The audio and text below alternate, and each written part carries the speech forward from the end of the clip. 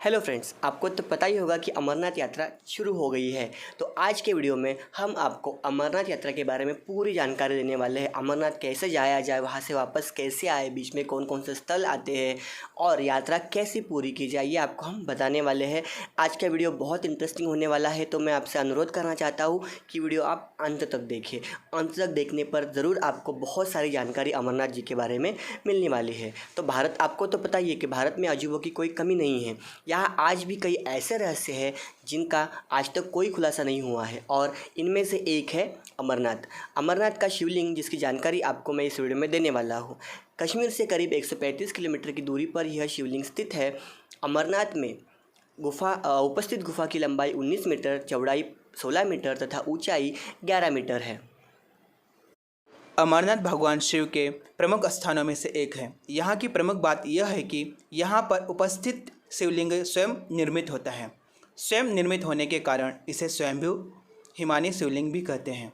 इस शिवलिंग के दर्शन आषाढ़ पूर्णिमा से लेकर रक्षाबंधन तक प्राप्त होते हैं। कहा जाता है कि चंद्रमा के घटने बढ़ने के साथ साथ इस शिवलिंग का आकार भी घटता और बढ़ता है। इस शिवलिंग की खास बात यह है कि यह शिवलिंग ठोस बर्फ का बना होता है, जबकि जिस गुफा में यह शिवलिंग स्थित वहाँ उपस्थित अन्य बर्फ हिमकर्ण के रूप में होती है।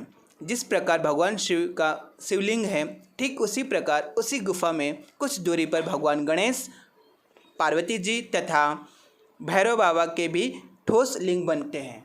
अमरनाथ गुफा में शिव जी ने माता पार्वती को अमरत्व का रहस्य बताया था तथा इसी कथा को सुनकर शुक शिशु संगोजात सुखदेव और ऋषि के रूप में अमर हो गए थे। जब शिवजी यह कथा पार्वती माता को सुना रहे थे, ठीक उसी समय उस गुफा में एक कबूतर का जोड़ा भी मौजूद था। इस कथा को सुनने के कारण वह कबूतर का जोड़ा भी अमर हो गया। आज भी कुछ भाग्यवान श्रद्धालुओं को इस कबूतर के जोड़े के दर्शन होते हैं तथा मान्यता तो यह भी है कि जिस किसी को भी इस कबूतर के जोड़े के दर्शन होते हैं, उसे शिव पार्वती स्वयं अपने दर्शन प्रदान करके कृतार्थ करते हैं। इसी गुफा में शिवजी ने माता पार्वती को कथा में अमरनाथ यात्रा में आने वाले समस्त स्थलों का वर्णन किया है। यही कथा वर्तमान में अमर कथा नाम से प्रचलित है। कहा जाता है कि जब भगवान शिव माता पार्वती को कथा सुनाने ले जा रहे थे, तो उन्होंने छोटे छोटे नागों को अनंत भागों में यानी अनंत नाग में, कपाल के चंदन को चंदनबाड़ी में, पिस्सुओं को पिस्सू टॉप पर तथा शेषनाग को शेषनाग पर छोड़ा। यह स्थल आज भी अमरनाथ यात्रा के दौरान मार्ग में आते हैं। चलो, तो अभी हम अमरनाथ यात्रा के बारे में कुछ की पॉइंट्स जानते हैं। जैसे कि अमरनाथ गुफा की ऊंचाई 3888 मीटर, श्रीनगर से इसकी दूरी 141 किलोमीटर, गुफा की लंबाई 19 मीटर, गुफा की चौड़ाई 16 मीटर, गुफा की ऊंचाई 11 मीटर, पहलगांव के बाद यात्रा का समय 5 दिन, पैदल चलाई 16 किलोमीटर। आगे अमरनाथ की यात्रा की शुरुआत या इसकी जानकारी हम आपको देने वाले हैं। तो इसकी शुरुआत कैसे होती है? तो अमरनाथ यात्रा करने वालों के लिए 2 विकल्प मौजूद हैं। पहला रास्ता पहलगाम से जाता है और दूसरा सोनमर्ग बालटाल से। पहलगाम का रास्ता बालटाल की अपेक्षा सरल है, इसलिए सरकार भी दर्शनार्थियों को इसी रास्ते से जाने का सुझाव देती है, क्योंकि बालटाल से जाने वाला रास्ता बहुत कठिन है। यहाँ से जाने वालों को कई परेशानियां उठानी पड़ती है तथा इस रास्ते में जोखिम भी बहुत है, इसलिए सरकार इस रास्ते से जाने वालों की जिम्मेदारी नहीं उठाती है। ओके, पहलगाम से अमरनाथ यात्रा। पहलगाम जम्मू से 315 किलोमीटर की दूरी पर स्थित है। जम्मू तक यात्री बस, ट्रेन या रोड किसी भी रास्ते से पहुंच सकते हैं तथा जम्मू से पहलगाम तक के लिए सरकारी पर्यटन की बसें उपलब्ध रहती है। पहलगाम की यह वह जगह है जहां से यात्री अपनी पैदल यात्रा की शुरुआत करते हैं। अमरनाथ यात्रा में अन्य तीर्थ स्थानों की तरह पैदल चलने वालों के लिए घोड़े, पालकी की सुविधा नहीं होती, परंतु फिर भी वृद्ध लोगों के लिए साधन मौजूद हैं।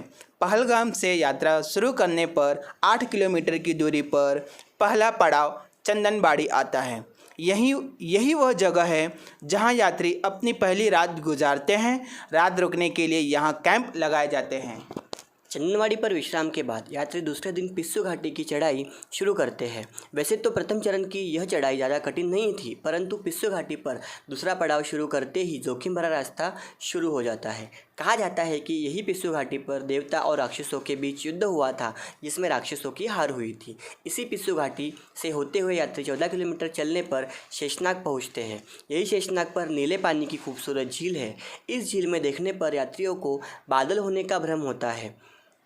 इसकी लंबाई करीब 1.5 किलोमीटर है। कहते हैं कि आज भी इस झील में शेषनाग रहता है तथा 24 घंटे में एक बार यह नाग बाहर आता है तथा खुश नसीबों को इसके दर्शन प्राप्त होते हैं। यही वह पड़ाव है जहाँ यात्री अपनी अगली रात्रि बिताते हैं। ओके, तीसरे दिन की यात्रा यहीं से शुरू होती है। करीब 8 मील चलने के बाद पंचतरणी आता है।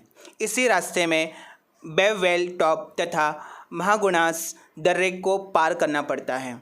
महागुणास पर पहुंचने के बाद सारा रास्ता उतराई का है। यहाँ पर 5 जलधाराएं बहती हैं, इसी कारण इसका नाम पंचतरणी पड़ा।